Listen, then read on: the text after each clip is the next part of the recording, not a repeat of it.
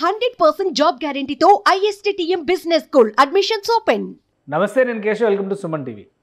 ఆంధ్రప్రదేశ్లో రాజధాని నిర్మాణానికి సంబంధించి ఒక్కొక్క అడుగు ప్రభుత్వం ముందుకు వేస్తున్నటువంటి పరిస్థితి కనిపిస్తుంది. ఇంతకాలం నిలిచిపోయినటువంటి సీడ్ యాక్సిస్ రోడ్డు, అంటే అమరావతి సీడ్ క్యాపిటల్కి రీచ్ అయ్యేటువంటి ఒక మహారహదారి 8 వరుసల రహదారిగా నిర్మాణాన్ని 2016లో చేపట్టినటువంటి పరిస్థితి ఉంది. దీనికి సంబంధించి మొత్తం 21 కిలోమీటర్ల మేర జరగాల్సినటువంటి ఈ నిర్మాణంలో 18.8 కిలోమీటర్ల రహదారిని ఇప్పటికే నిర్మించారు. అంటే 2019 నాటికే నిర్మించారు. అయితే అప్పటి నుంచి ఈ పనుల్లో అతి గతి లేనటువంటి పరిస్థితి.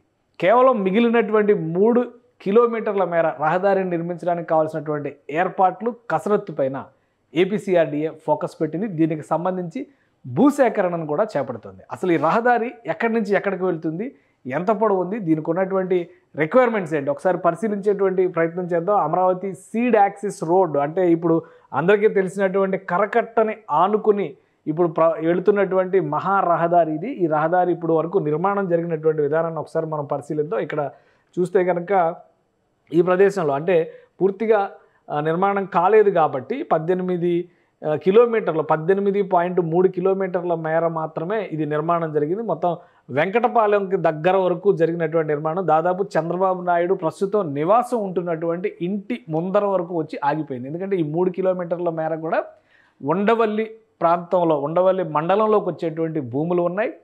ఈ భూములకి సంబంధించి ధరలు ఎక్కువగా ఉండడం, అలానే విజయవాడ ప్రకాశం బ్యారేజీకి అతి సమీపంగా ఈ ప్రాంతం ఉండడం, అటు మంగళగిరికి కానీ ఇటు తాడేపల్లికి కానీ ఆనుకుని ఉన్నటువంటి ప్రాంతాలు కాబట్టి కమర్షియల్గా కూడా వీటి విలువ ఎక్కువ. అప్పటి నుంచి కూడా పైగా ఈ ప్రాంతంలో వైఎస్ఆర్సీపీ ప్రభావం ఎక్కువ ఉండడంతో ఈ ప్రాంతంలో ఉన్నటువంటి రైతులతో గతంలో కేసులు వేసి జాతీయ స్థాయిలో ఇది సుప్రీంకోర్టు వరకు వెళ్ళినటువంటి సందర్భం కూడా ఉంది. ఇది సీడ్ యాక్సిస్ రోడ్డుకు సంబంధించినటువంటి మ్యాప్ మనం చూస్తే ఇటు పక్కన అనంతపురం వెంకటేశ్వర స్వామి ఆలయానికి అతి సమీపం నుంచి ఈ 8 వరుసల రహదారి మొదలవుతుంది. ఇక్కడ నుంచి మొదలైన తర్వాత ఈ రహదారి మొత్తం ఇలా మొదలై ఇలా ఎల్ షేప్లో వచ్చి ఇలా కరకట్టకి ప్యారలల్గా వెళ్తూ ఉంటుంది. ఇక్కడ నుంచి నేరుగా ఉండవల్లి మీదుగా తాడేపల్లి దగ్గరికి వెళ్ళి కలుస్తుంది. సో ఇక్కడ వరకు నిర్మాణం పూర్తయింది.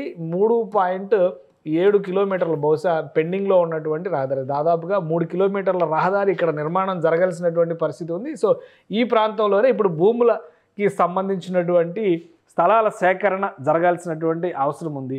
ఇక్కడ మొదలైతే అంటే అమరావతి నగరానికి సంబంధించి ఆ కొస నుంచి ఈ కొసకు కలిపేటువంటి మహారహదారి ప్లస్ ఇది నేషనల్ హైవే అంటే ఇది కలకత్తా వెళ్ళేటువంటి జాతీయ రహదారికి కనెక్ట్ అవుతుంది కాబట్టి దీన్ని కూడా ఒక జాతీయ రహదారిగా గుర్తించాలనేటువంటి ప్రతిపాదనని గతంలో ప్రభుత్వం చేసింది. సో దీన్ని దృష్టిలో పెట్టుకుని inner ring road, outer ring road ప్రణాళికలను కూడా సిద్ధం చేస్తున్నారు. అయితే ఈ రహదారికి సంబంధించి ప్రస్తుతం భూసేకరణ చేయాల్సినటువంటి ప్రదేశం కేవలం ఈ ప్రాంతంలో మాత్రమే ఉంది కాబట్టి ఈ ప్రాంతంలో ఉన్నటువంటి రైతాంగంతో ఇప్పటికే ఏపీసీఆర్డీఏ చర్చలు ప్రారంభించింది.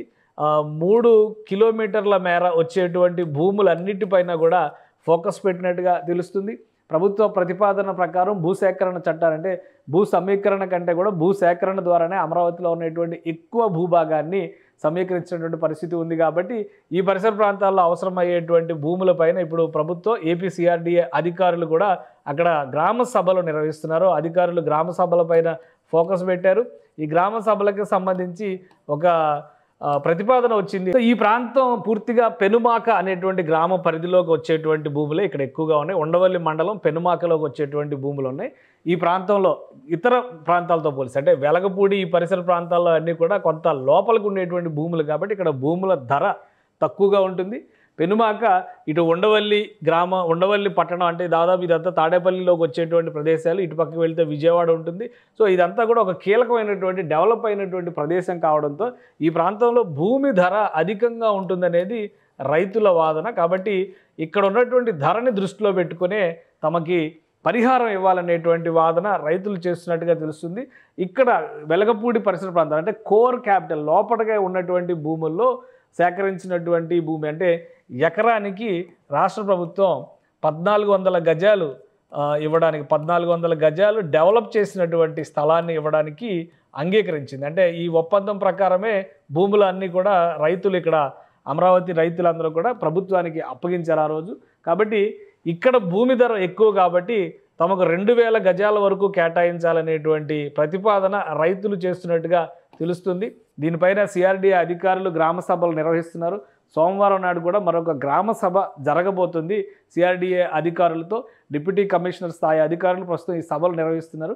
ఒకవేళ భూముల ధరలు ఎక్కువగా ఉన్నాయి, ఇదంతా కూడా అభివృద్ధి చెందినటువంటి ప్రదేశానికి సమీపంలో ఉన్నటువంటి భూమి కాబట్టి ఇక్కడ ధర ఎక్కువ ఇవ్వాలి లేదా పరిహారం ఎక్కువ ఇవ్వాలనేటువంటి ప్రతిపాదన కనుక రాష్ట్ర ప్రభుత్వం అంగీకరిస్తే ఇక్కడ డెవలప్ చేసినటువంటి భూమిని ఎకరాకి 1400 గజాలు ఇస్తే ఇక్కడ 2000 గజాల వరకు డిమాండ్ చేస్తున్నటువంటి పరిస్థితి ఉంది. కాబట్టి ఒక ఇరు వర్గాలకి కూడా అంతిమంగా కలిసి వచ్చేటువంటి ఒక నిర్ణయం తీసుకోవడానికి సిఆర్డీఏ నుంచి ఎటువంటి ప్రతిపాదన చేయబోతారో, అలానే రాష్ట్ర ప్రభుత్వం ప్రధానంగా ఎట్టి పరిస్థితుల్లో సీడ్ యాక్సిస్ రోడ్డు నిర్మాణం పూర్తి చేస్తే అమరావతికి బయట ప్రపంచంతో కనెక్టివిటీ వస్తుందనేటువంటి అభిప్రాయంతో ఉంది. కాబట్టి సీడ్ యాక్సిస్ రోడ్డుకి కీలకమైనటువంటి స్థానంలో ఉన్నటువంటి ఈ భూముల పైన ఖచ్చితంగా ఒక కొంత పట్టు విడుపు ధోరణితో వ్యవహరించాలని రాష్ట్ర ప్రభుత్వం వ్యవహరిస్తున్నట్టుగా తెలుస్తుంది. ఈ క్రమంలోనే మరొక ముఖ్యమైనటువంటి విషయం ఏంటంటే ఈ సీడ్ యాక్సిస్ రోడ్డు వెళ్ళేటువంటి మార్గంలోనే వైఎస్ఆర్సీపీ కార్యాలయం ఇక్కడ 200 నంబరు లేఅవుట్ సర్వే నంబర్ 200 దగ్గరలో ఉన్నటువంటి